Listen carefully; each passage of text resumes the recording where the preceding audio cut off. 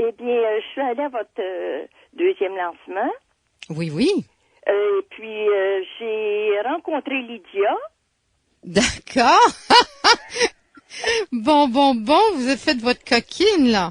Oui, Alors, et oui. puis, j'ai une confidence à lui faire. Ah, d'accord. Donc, vous me parlez dans ma dimension de romancière de Lydia Renoir, là. Exact. Bon. Je suis tombée accro de son écriture. Oui. Oh mon Dieu. Elle m'a séduite par le conte Fée. Ah. Quand je commence à lire sa lecture, je ne peux pas me mettre dans un autre contexte comme de dire il était une fois. D'accord. Donc, vous avez... Oui. Et puis là, ça m'ouvre la porte du cœur, la porte de l'âme et la porte de l'imaginaire. Parfait, c'est bien. Alors, vous avez trouvé le secret, oui. C'est bon, parce que moi-même, c'est ça, quand j'écris, hein, moi-même, intérieurement, je suis là dans une écriture de roman-conte. Et puis, elle me parle. Elle me parle tellement que les 2 premiers romans que j'ai lus et que j'ai dévorés, Oui. il y a dans La lumière de l'ombre, Dans les couleurs de l'ombre. Les couleurs de l'ombre, la cantatrice d'opéra.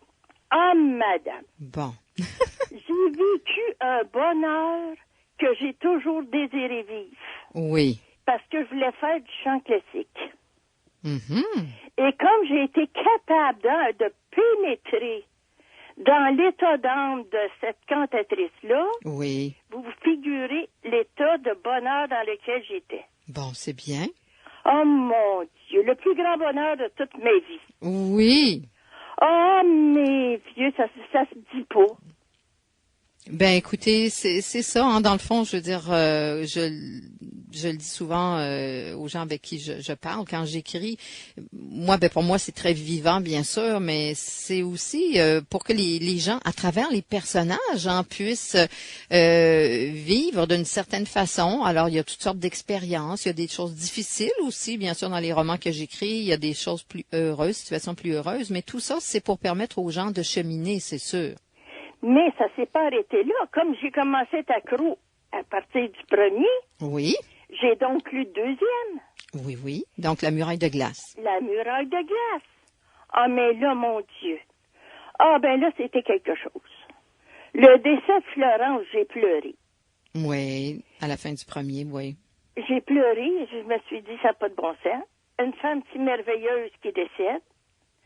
Mais Neil, sa souffrance qu'il a vécue lors du décès de son épouse, j'ai pu entrer par transfert, j'ai pu me libérer par les souffrances de Neil, parce que là, moi, j'étais plus dans moi, j'ai rentré dans le personnage, et puis par, je sais pas comment exactement trouver les mots, là, parce que je le vis trop. J'ai pu vivre ma propre souffrance à travers Neil, qui m'a libérée d'une douleur, mais sans que moi je la ressente. D'accord. Vous voulez dire une douleur de deuil, là? De deuil, oui. Oui. Et ça faisait des années que c'était comme un poids dans la poitrine. Ah oui. Oui, ben écoutez, ça c'est vraiment bien, parce que c'est sûr que oui, moi je suis contente de ce que vous me dites, même plus que ça, là, ça me touche, parce que c'est sûr que c'est ça, il y a des gens qui ont des grandes souffrances, qui sont là depuis longtemps, puis dans celui-là, il y a tout un cheminement là dans La muraille de glace, on pourrait en parler longtemps, là, mais oui. Mais c'est que les mots que vous utilisez m'ont permis de transporter de voir au-dessus des mots. Oui, ou à l'intérieur des mots. Ou à l'intérieur. Oui. De faire comme ce que j'appelle moi, un transfert. Oui, c'est bien. Et puis c'était une thérapie par les mots. Ben tant mieux. C'était vraiment une thérapie par les mots. Bon.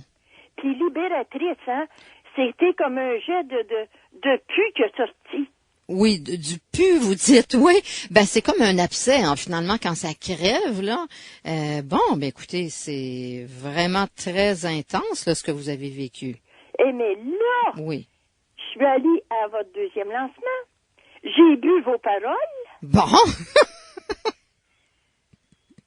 D'accord. J'ai jeté un vol d'oiseaux sur les premières pages. Vous voulez dire le dernier, là, la petite fille au perroquet? Oui, la oui, oui. petite fille au perroquet. D'accord. Mais là, je me suis dit, hey, là, je vais me réserver ça comme cadeau pour aller travailler. Bon. Parce que je fais un travail solitaire. Oui.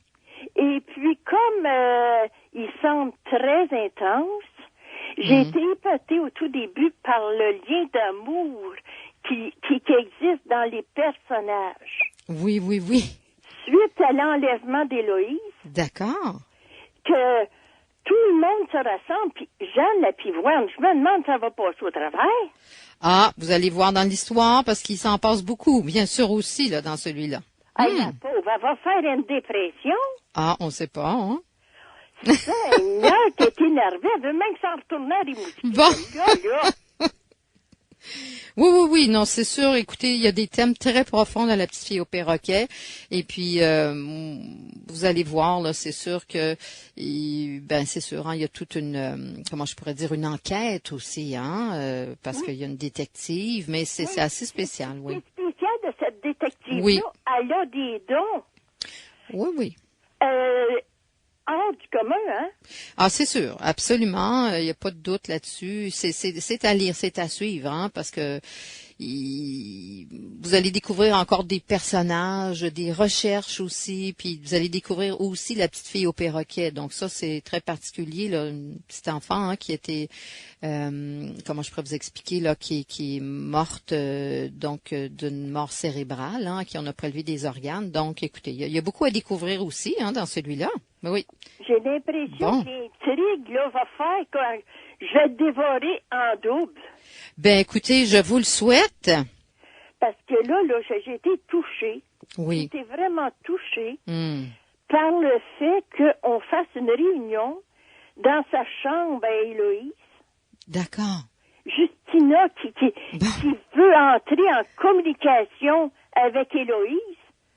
Oui, d'accord. Donc, vous avez déjà lu peut-être une 50aine de pages, là. Vous êtes rendu là. Mais c'est tellement passionnant que je me suis dit, mon Dieu, ça va tuer ma monotonie du travail. Bon. Ça va nourrir mon âme, puis mon cœur, puis mon intelligence. Ben, écoutez, c'est fait pour ça.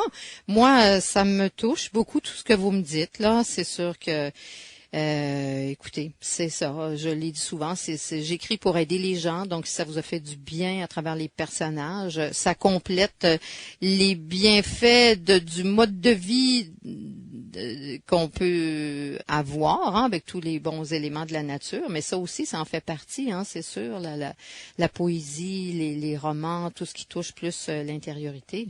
Mais j'aimerais souligner la façon particulière que Lydia écrit. D'accord. C'est parce que elle nous sollicite pas l'intelligence. Elle sollicite d'embarquer dans le roman. Oui, oui, donc ça se passe plus au niveau de la sensibilité, hein. Sensibilité de l'imaginaire. Bien sûr. Comme dans un conte, hein, d'une certaine façon, c'est plus, faut le ressentir. Puis là, ben c'est ça. Quand vous dites Lydia, ben là, c'est mon nom de plume, Lydia Renoir. Ben oui, bon. Ça beau. D'accord, ben oui, bien sûr. Écoutez, merci beaucoup. Franchement, c'est gentil d'avoir parlé. On a parlé par rapport à votre santé, c'est sûr. Le bois de velours, c'est quand même important. Puis, écoutez, vous complétez tout ça avec les romans. Moi, ça me fait du bien, là. Ben, comme je vous dis, moi, je suis une accro inconditionnelle. Bon. Arrêtez pas, qu'elle arrête pas d'écrire, ce Lydia-là, là. Non. non, c'est de la suite bientôt, le 4e. Ben, parce que j'ai le pressentiment que j'ai peut-être trouvé encore des clés. Ben, je le souhaite, c'est fait pour ça, vraiment. Très bien. Bon, ben écoutez, merci. Je suis heureuse que, comme vous dites, l'abcès est crevé, là, quand vous avez lu le premier, le deuxième surtout, ça vous a fait du bien. C'est très important.